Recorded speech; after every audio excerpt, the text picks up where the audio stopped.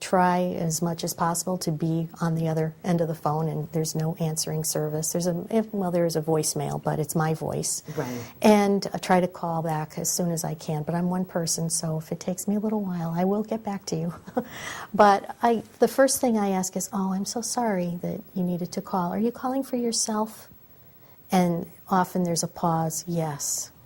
Oh, can you tell me a little bit about the nature of your loss? Is this an okay time to talk, or do you need to call back another time when you have more privacy? So I just try to gently get a sense of what's going on. And then before people would come to a support group, ideally I like to meet with them. So you meet with the person one-on-one? Yes, yeah. Just come on in, let's have a cup of coffee or tea.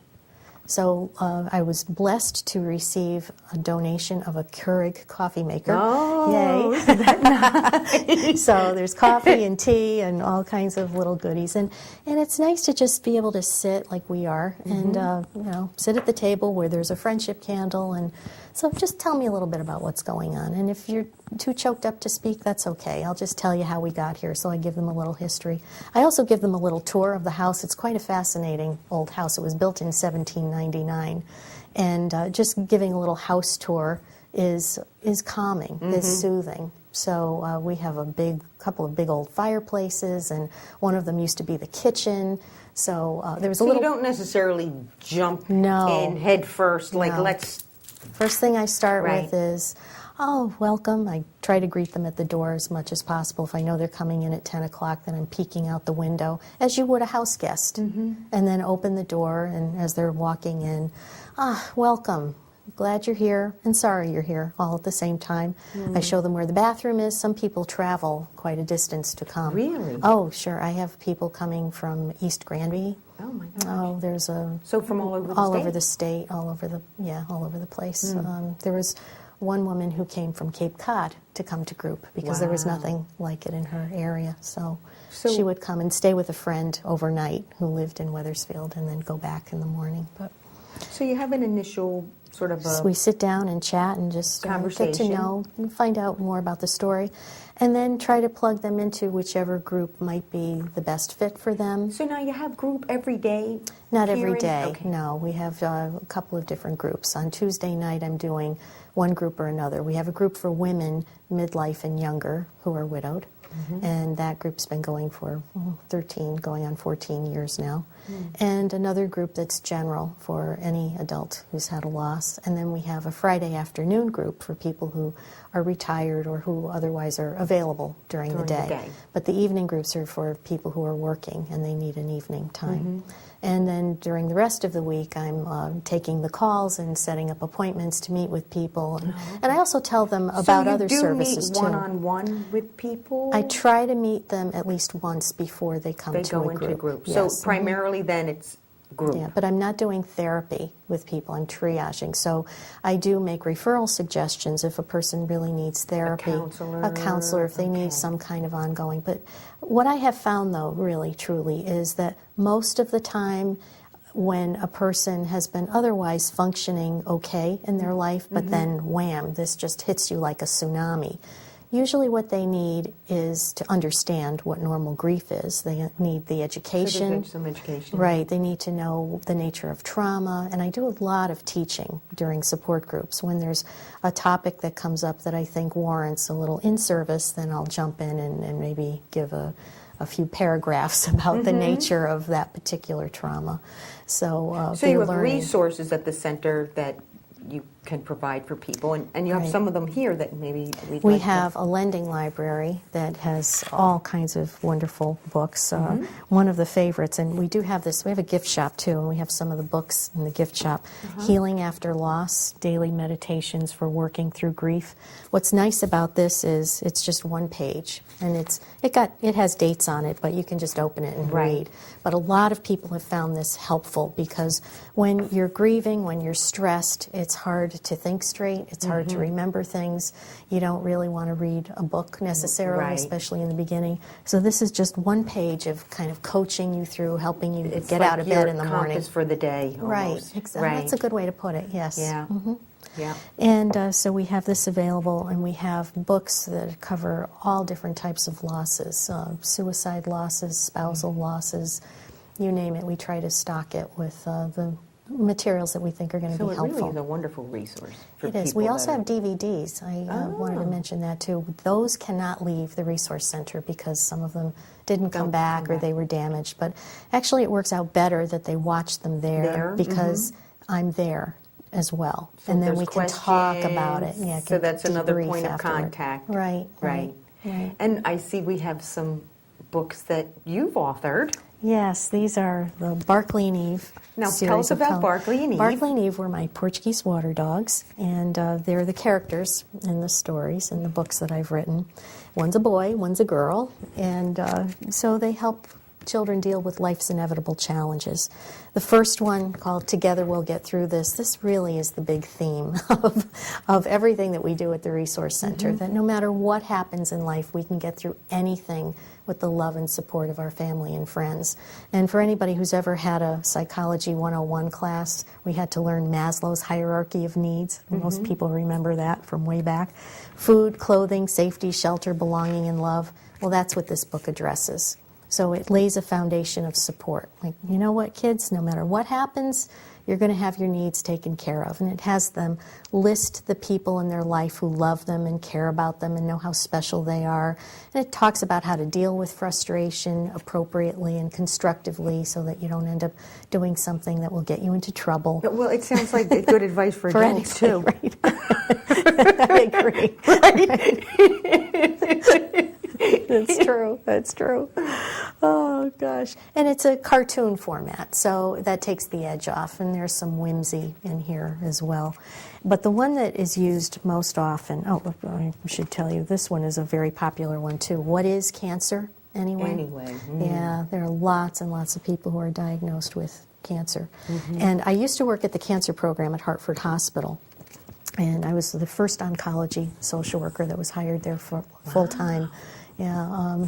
Now, do people come to the center who have either they have cancer and it's terminal diagnosis, or someone in their life Their is family so members the death often has do. not occurred yet? Yes, that's a very good point. I'm glad you thought of Because that. that truly is like a process that Yes. is very challenging, and you could say it's the process of dying known. Absolutely. Right? Yes, I've had a number of the husbands who've come saying that their wife is dying from cancer.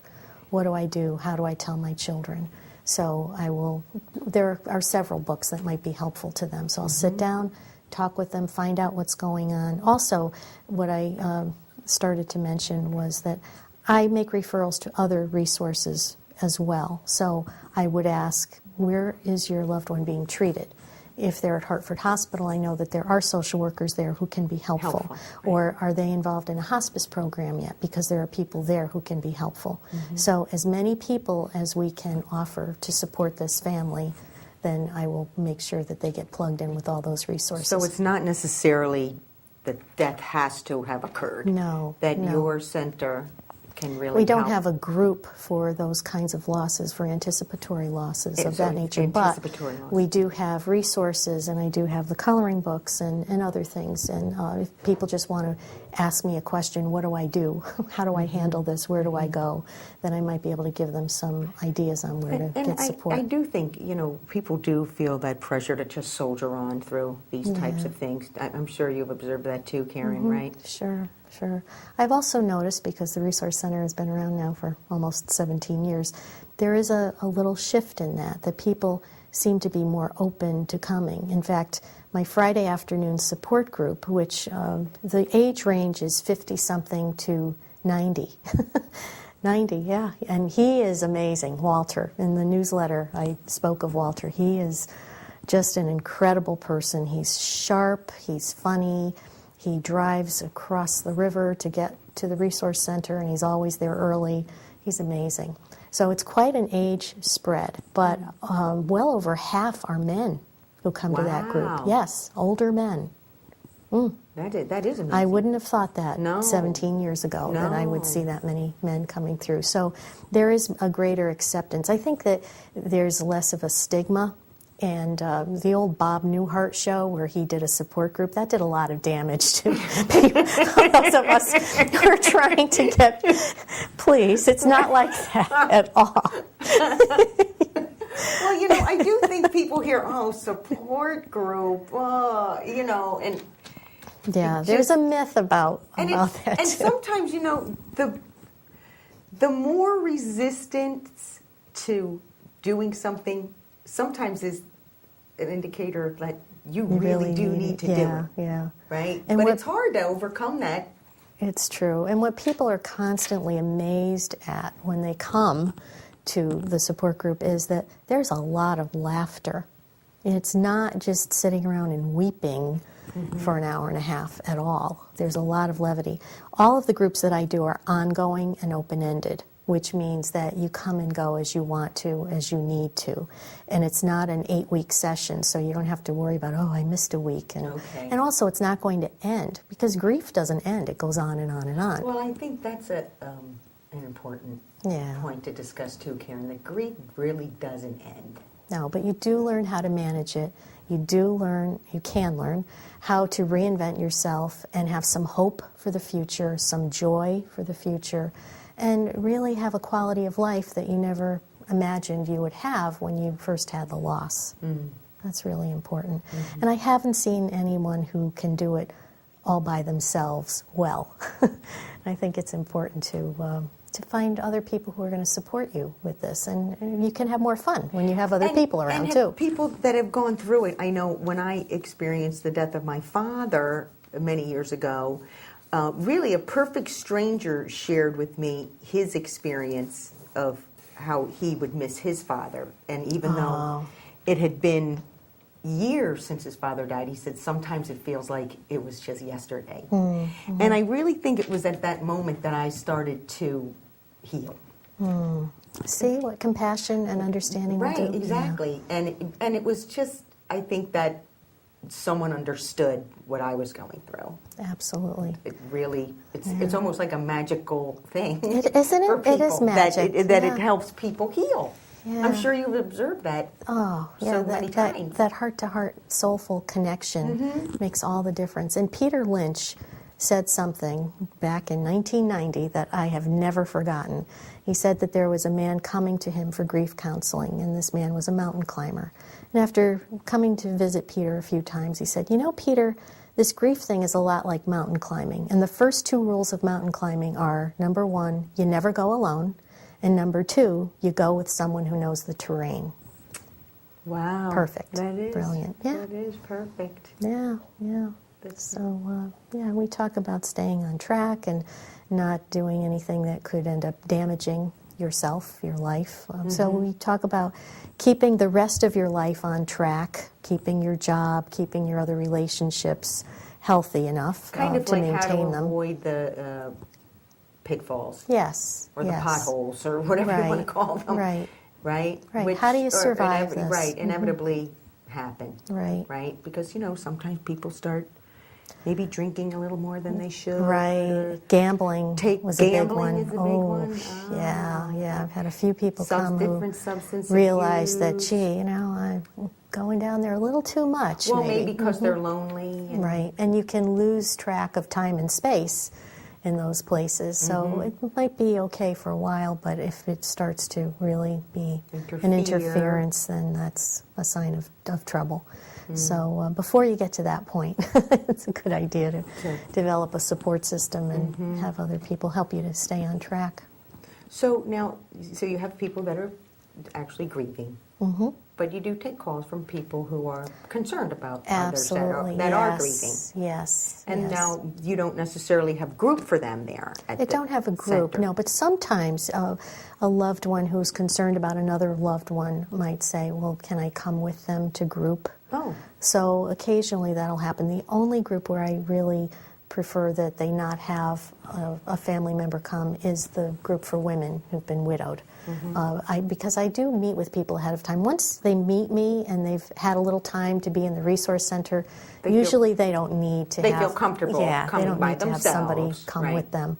But if a loved one wants to figure out how they can help their family member or their friend, then they can call me anytime or set up a time where I can show them around the library and we can have a little chat. And because those people need support also. Oh, sure. It's so hard to be witness to this intense pain. Yes, You it is. feel so helpless.